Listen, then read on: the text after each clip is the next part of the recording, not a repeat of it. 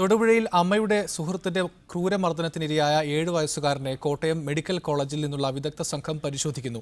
Neuro surgeon ഉൾപ്പെടെയുള്ള ഡോക്ടർമാരുടെ സംഘമാണ് പരിശോധന നടത്തുന്നത്. കുട്ടിയുടെ മസ്തിഷ്ക മരണം സ്ഥിരീകരിച്ചു. വെന്റിലേറ്ററിന്റെ സഹായത്തോടെയാണ് കുട്ടിയുടെ ജീവൻ നിലനിർത്തുന്നത്. ലെവിൻ കെ വിജയൻ വിവരങ്ങളുമായി ചേരുന്നു. ലെവിൻ, എത്ര പേരടങ്ങുന്ന വിദഗ്ധ സംഘമാണ് ഇപ്പോൾ പരിശോധന നടത്തുന്നത്? വിവരങ്ങൾ എന്താണ്?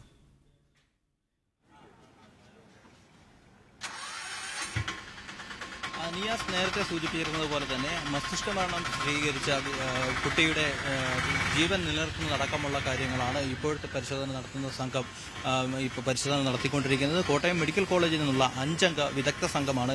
ഇതിൽ ന്യൂറോ സർജനും ശിശുരോഗ വിദഗ്ധനും ഉൾപ്പെടെയുള്ള വിദഗ്ധർ ഈ സംഘത്തോടൊപ്പമുണ്ട്.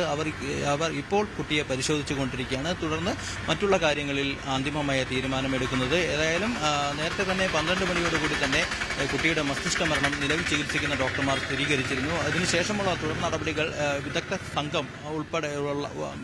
വിദഗ്ധ സംഘത്തിന്റെ നേതൃത്വത്തിലുള്ള മെഡിക്കൽ ബോർഡ് അവർ പരിശോധിച്ചതിന് ശേഷം മാത്രമേ അത്തരത്തിലുള്ളൊരു തീരുമാനം കൈക്കൊള്ളുകയുള്ളൂ എന്ന് അവർ നേരത്തെ വ്യക്തമാക്കിയിരുന്നു. നേരത്തെ തന്നെ മാതാവ് അടക്കമുള്ള ബന്ധുക്കളെ കുട്ടിയുടെ ആരോഗ്യസ്ഥിതി സംബന്ധിച്ച കാര്യങ്ങൾ പൂർണ്ണമായും ആശുപത്രി വൃത്തങ്ങൾ അവർക്ക് സംബന്ധിച്ച വിവരങ്ങൾ എത്തിച്ചിരുന്നു. തുടർന്ന് അവരുടെ കൂടെ സമ്മതത്തിന്റെ അടിസ്ഥാനത്തിലാണ് ഇപ്പോൾ കോട്ടയം മെഡിക്കൽ കോളേജിൽ നിന്നുള്ള ഡോക്ടർമാരടങ്ങുന്ന സംഘം കുട്ടിയെ പരിശോധിക്കുന്നത്.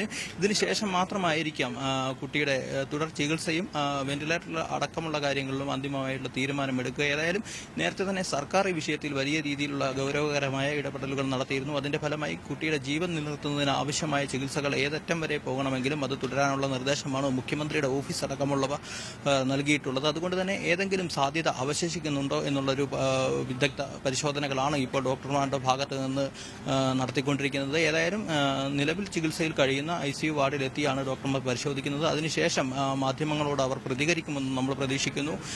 ഏതായാലും കൂടുതൽ കാര്യങ്ങൾ അവരിൽ നിന്നും വിദഗ്ധരായ ഡോക്ടർമാർ പുറത്തു വന്ന് മറ്റു കാര്യങ്ങൾ നമ്മളോട് വെളിപ്പെടുത്തിയാൽ മാത്രമേ നമുക്ക് കൂടുതൽ വിവരങ്ങൾ നൽകാൻ സാധിക്കുകയുള്ളൂ. നിയാസ്, കുട്ടിയുടെ ആരോഗ്യനിലയിൽ യാതൊരുവിധ പുരോഗതിയും ഇതുവരെയും ഉള്ളതായി